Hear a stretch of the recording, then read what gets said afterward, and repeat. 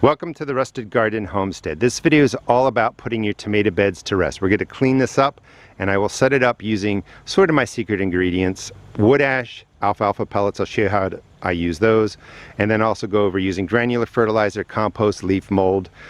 Just several ways to layer in products, amendments, so that come spring you can just put your tomatoes in there. It's real easy to do. We'll clean this up. This is also a sponsored video. This is sponsored by Hoselink. I've been using this product for a couple of months. Absolutely love it. Mounts to a post or a wall, rotates 180 degrees. It's spring loaded and retractable. Why is that important? Because if you watch my videos, you've seen this green hose everywhere, and when you're done watering, it's really a pain to coil this up, hang it where it needs to be. I want something like this where you can just come over when you're done and it completely retracts. It looks wonderful. This is UV protected. It will last a long time. I'll talk more about that throughout the video. Now, just a quick cut in to show you what we're going to do with this space. This is compost over here. We used alfalfa pellets, wood ash, granular fertilizer. There are leaves over here that aren't fully broken down. The reason that I'm going to show you different ways to do this, because all of our budgets are different and our access to resources vary greatly. Now, it's September 27th, almost October. I'm taking out all my tomato plants. I'm just tomatoed out. All these will be used for tomato sauce. Number one question I get, besides how do I put my tomato beds to rest, is can I compost tomatoes that have diseases or had diseases? And the answer is yes. Now, if you're not comfortable with it or you don't agree with me, just throw them in a green plastic bag, get rid of them, curbside. Here's the reasoning. If you just started a garden, you put in a tomato plant, the diseases found your plant. They didn't find your plant because you had old tomatoes laying around. So these diseases float in the air. They overwinter on host plants. They need living plants to really overwinter and survive. The dead, dried leaves aren't going to hold much of a problem for you. When you compost them, these are going to get broken down. It's just not going to be an issue. If you have tomato diseases that come to your garden one year, they're going to come every year. And the only way to really handle that is to do preventative spraying. And that's like spraying every 2 weeks to manage the diseases. I have plenty of videos on that. I'll do more next year if you want to subscribe and follow me. But let's clean up this space, get to putting down these different amendments, and I'll talk to you about their benefits. The beds have been cleared out. Take out as many weeds as you can, of course. Let's start with the minimum. So any bed you're putting to rest, at minimum you want to put down some organic granular fertilizer. This is a 253 NP&K. Any organic granular that's around a 555 NP&K, up or down a few numbers, is perfectly fine. Just get whatever's on sale. This is a slow release, so this is going to break down over that 4 or 5 months that your beds are asleep, and just liberally put down your organic granular. This is going to take about 4 handfuls to cover it, and then I even put in some extra. The organic granular is what you should put down. You're not going to have all these products, minimum, number one. Now, I like to add in some things that I have around my homestead, and the first thing is wood ash. Wood ash is exactly as it sounds. It's ash from burning wood. You can drive yourself crazy worrying about if it's hardwood or softwoods. Just use the ash. Now, this could raise the pH of your soil, make it more alkaline, but you would have to use a ton. And this is going to be sitting in here for 4 months, 5 months, 6 months. The rain, soil biology will help neutralize that increase in pH. If your soil is already high in the pH, closer to the 7 level, then you probably don't want to use this, but it's perfectly fine otherwise. This would only not be recommended if your soil was pushing into the 7 pH. 1 handful, 2, 3, and then I'll do 4 and 5. You know what, and just throw in an extra one, because I don't want you to be worrying about the exact amounts. So this is going to add in a lot of extra potassium, which is wonderful for the tomato plants, plus other micronutrients, trace elements. It's really, really good stuff. You can pick up alfalfa pellets from feed stores. I get mine at Tractor Supply. 40 pounds, about $12 to $15 a bag. These are not organic. Some people kind of get upset when it's not organic because they say there's sprays and stuff in here that can harm your plants. All I can tell you is I've been using this for 2 years in my garden, If you watch my videos, you see everything grows perfectly well. Nothing in here is harmful. But this adds a natural growth hormone to the soil, adds more nitrogen, and it also adds potassium and phosphorus. So this is my favorite amendment. Plus, this will feed the soil life because there's a lot of organic matter in here. And really load it in. 40-pound bag goes a long way. And you want it to look something like this. You are feeding your plants, you're feeding the soil, and you're really putting in a lot of organic matter. I've also never had any animals come, rabbits otherwise, come in and eat this.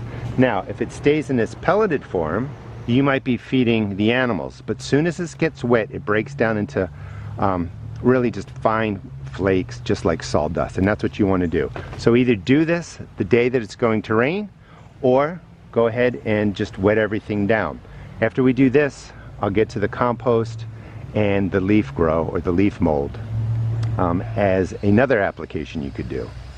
Again, we're putting down layers, and if you have a ton of compost, which most of us don't, you could just put down 4 inches of compost and your beds are going to be good to go. But at minimum, I recommend the organic granular fertilizer, and then you can add these things in if you wish. Your Hoselink system is going to come with quick connect attachments, and it's going to come with this sprayer. And it's pretty cool because it swivels, and that helps prevent your hose from getting kinked when you're walking around. Just thoroughly soak everything in. This will wash the wood ash down. It'll start breaking up the organic granular fertilizer. This is what microbes want to get to work, is water. And just soak down the alfalfa, because that's going to swell up and break down to a bunch of flakes. And that's all you do to set up these 3 layers. Let me finish out these beds, and then we'll get to the compost and the leaf mold, and also talk about using leaves and a tarp. But really just soak everything in. You can see how the alfalfa pellets are starting to flake away. They're going to be really fine flakes. No concern about this being food for animals.